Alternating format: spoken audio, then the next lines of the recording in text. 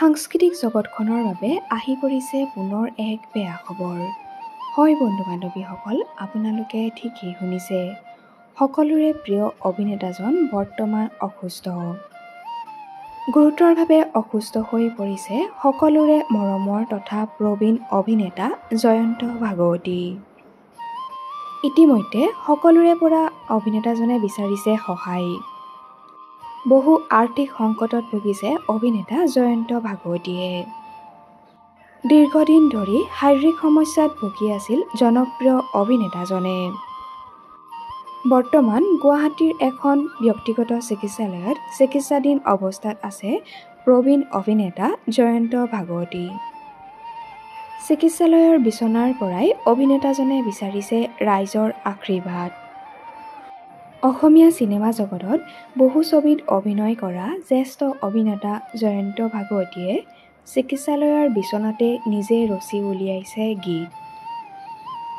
হাৰ্টৰ অসুস্থতাত ভোগা প্ৰবীণ অভিনেতা জয়ন্ত ভাগৱতীয়ে ৰাইজৰ পৰা আশীৰ্বাদ বিচাৰি কি ক'লে এবাৰ শুনোচোন আহক। বাপ্পা হামেদৰ বিচাৰে বাপ্পাৰ বেয়া লাগিছে, মানে আশা কৰি কাষ্টিং কৰিলোঁ, দুদিনমান কৰিলোঁ, তাৰপিছত সদায় খবৰ লৈ আছে ভাল পাই, কেতিয়া ভাল পাবলৈ পাইছে নে দাদা, তাত বেছি বেয়াহে হৈ গৈ আছে। আপুনি সোনকালে সুস্থ হৈ যাব পাৰিব। গৈ পেলাই আকৌ মই কামে কাজে লাগিব লাগে সেইটোৱে আশা কৰিছোঁ। ৰাইজৰ আশীৰ্বাদে মোৰ শক্তি।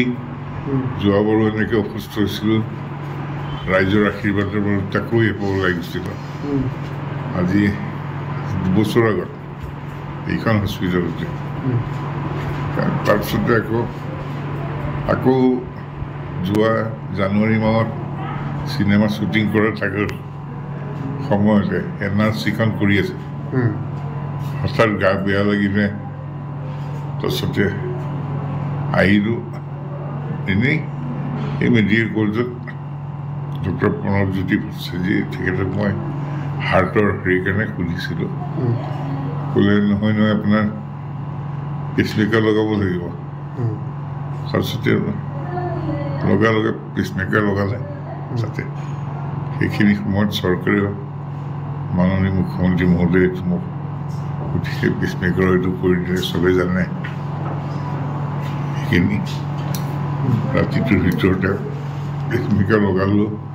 সকলোৰে আশীৰ্বাদ সহায় সহযোগত ভাল হৈ ওলাই আহিলোঁ। ঘৰ পালোঁহি।